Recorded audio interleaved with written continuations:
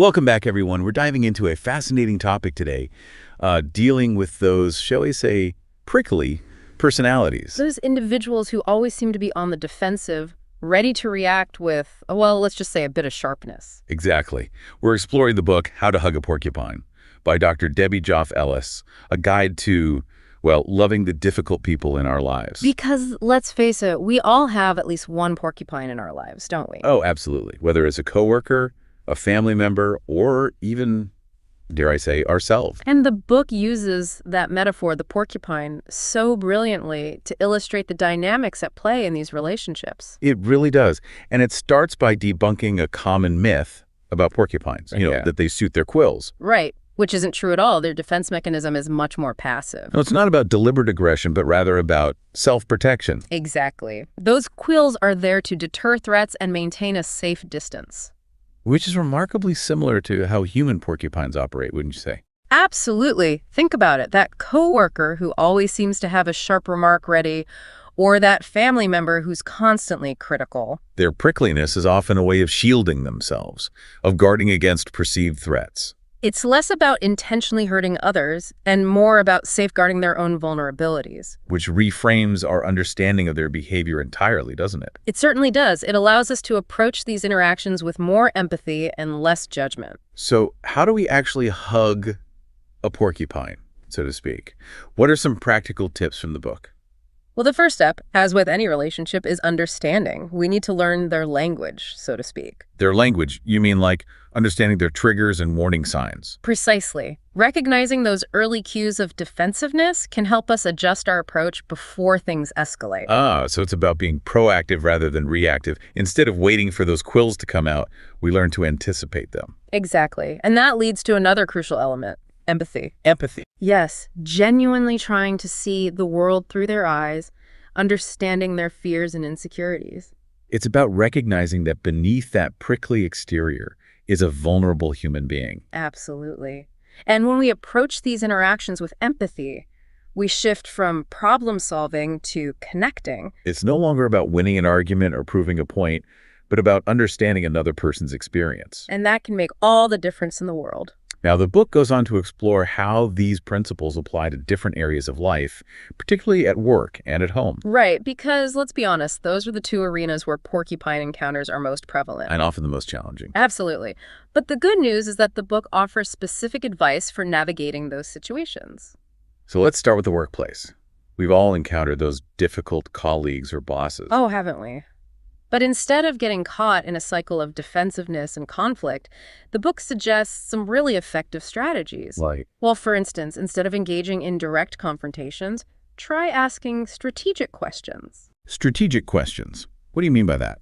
It's about reframing the issue as a request for clarification rather than a criticism. So instead of saying, "You never give me clear instructions," I might ask, "Could you provide more details about what you're looking for?" Exactly. It opens up a dialogue and allows you to understand their perspective better. And hopefully avoid triggering those defenses. Precisely.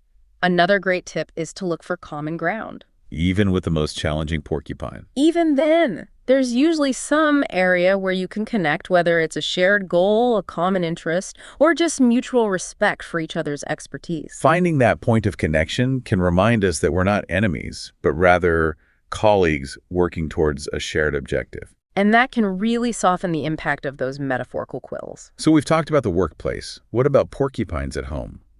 Those relationships can be even trickier. They can, because the emotional stakes are so much higher. Absolutely. These are the people we love and care about most.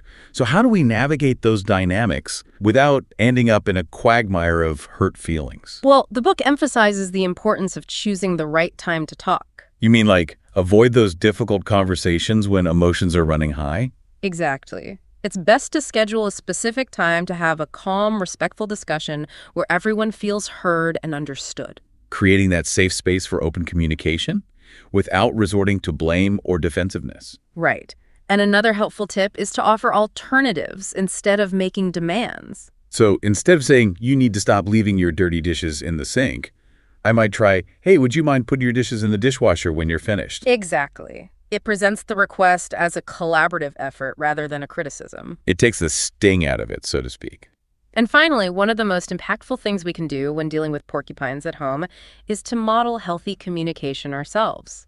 Leading by example, showing them how to express their feelings assertively but respectfully. Exactly. It's about creating a culture of empathy and understanding within the family. Which brings us back to that concept we touched upon earlier, the inner porcupine. Ah, yes. That's a powerful one. We've been talking about recognizing and handling the prickliness of others, but the truth is, we all have our own defense mechanisms. So we're all porcupines to some extent. To some extent, yes. And often, we're blind to our own prickliness, even as we're criticizing it in others.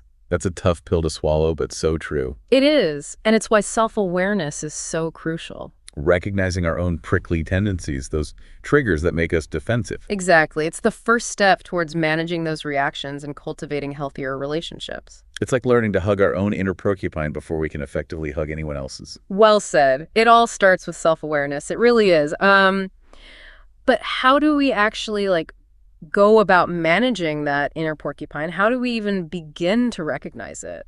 Well, the book suggests starting with some honest introspection, which I'll admit can be a little daunting. Yeah, it does require taking a long, hard look in the mirror, identifying those triggers, those insecurities and vulnerabilities. Like, what are those buttons that other people can push so easily to set us off? Exactly. We need to figure out what makes us bristle. What are those things that send our defenses skyrocketing? And then, once we've pinpointed those triggers, the next step is to understand how we react when those buttons are pushed. Do we withdraw? Do we lash out with anger, with criticism? Do we try to deflect, blame, or justify our actions? It's all about discerning those patterns of defensiveness, understanding those underlying motivations, It's like becoming a detective of our own emotions, figuring out what makes us tick. And honestly, that level of self-awareness can be incredibly empowering, because it equips us to regulate our reactions even when we're provoked.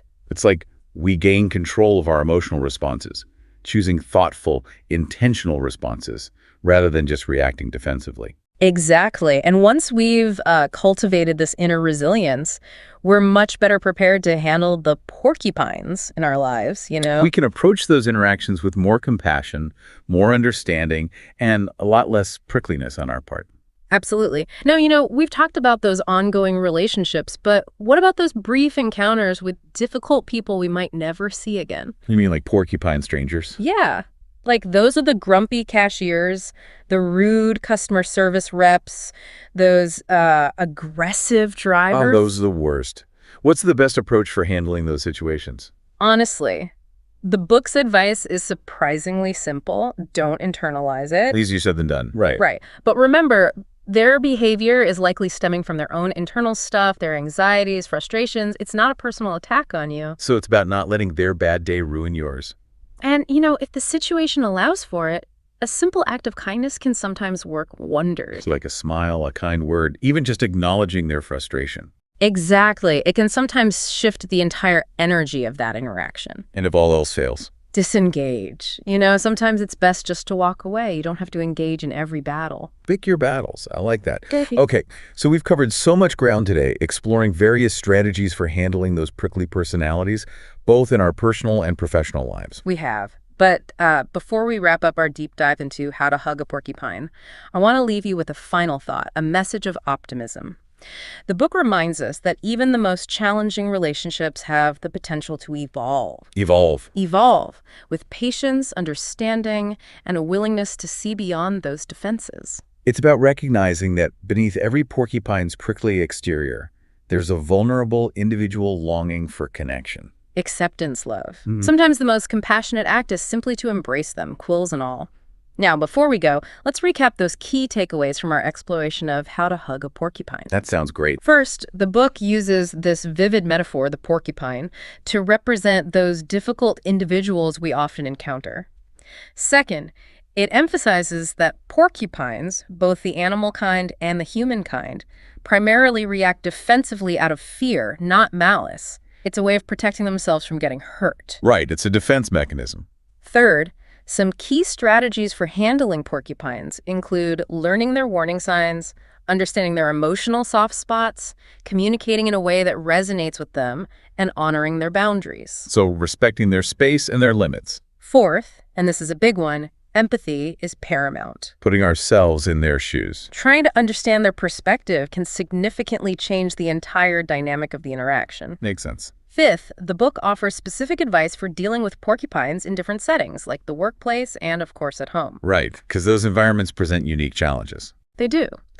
Sixth, workplace strategies emphasize being assertive but respectful, asking insightful questions, and always trying to find common ground. Seventh, when dealing with porcupines at home, it's crucial to choose the right time to talk, offer alternatives instead of making demands, and, most importantly, model healthy communication ourselves. Setting a good example for everyone involved. Eighth thing, we talked about that important concept, the inner porcupine. The prickliness we all have within us. Ninth, self-awareness is absolutely key. Recognizing our own prickly tendencies, acknowledging our own shortcomings, is essential for handling porcupines, both those within ourselves and those in our relationships. So it all starts with looking inward. And finally, number 10, loving a porcupine is about understanding, empathy, and skillful navigation. It's about remembering that those prickly exteriors often conceal fear and vulnerability. Exactly. So we can learn to hug them, so to speak, with compassion and care. Well, I hope this deep dive has provided you with some helpful insights and strategies for navigating those challenging relationships in your life. Me too. Remember, dealing with difficult people can be tough, but with understanding, empathy, and a willingness to learn and grow, it's a challenge we can overcome. It sounds like the key takeaway here is that embracing those prickly personalities, those porcupines, requires a shift in perspective. It does. And, it's not about eliminating conflict altogether. Disagreements are bound to happen in any relationship. It's more about, learning to navigate those disagreements constructively. Minimizing the hurt, maximizing the understanding. Right. And creating a space where everyone feels safe to express themselves authentically, even if those expressions come out, well, a bit prickly sometimes. It's about recognizing that we're all works in progress. We don't have to be perfect. We're all allowed to have those moments of prickliness. Absolutely. And that's what makes human connection so beautiful, right? It's those imperfections, that shared vulnerability. It's in those moments of authenticity, when we let our guard down, quills and all, that true intimacy flourishes. And, it all comes back to empathy, which we've talked about a lot today. It really is the key to unlocking more fulfilling and harmonious relationships. It's about choosing understanding over judgment, compassion over criticism. Exactly. And I truly believe that by embracing the principles outlined in How to Hug a Porcupine, we can all learn to navigate those challenging interpersonal dynamics. With more grace, understanding, and ultimately more love. Well, this has been an incredibly insightful exploration of Dr. Ellis's book, a truly practical guide to navigating those prickly personalities we all encounter. It has. And for those listening, I highly encourage you to pick up a copy of How to Hug a Porcupine. It's filled with wisdom that can truly transform your relationships. Absolutely. And on that note, we'll wrap up our deep dive for today. We hope you found this exploration informative and hopefully even a little bit inspiring. Remember, dealing with those difficult people, those porcupines, can be a challenge. But it's a challenge we can meet with compassion, with understanding, and a willingness to learn and grow. And with that, we'll bid you farewell. Until next time, happy hugging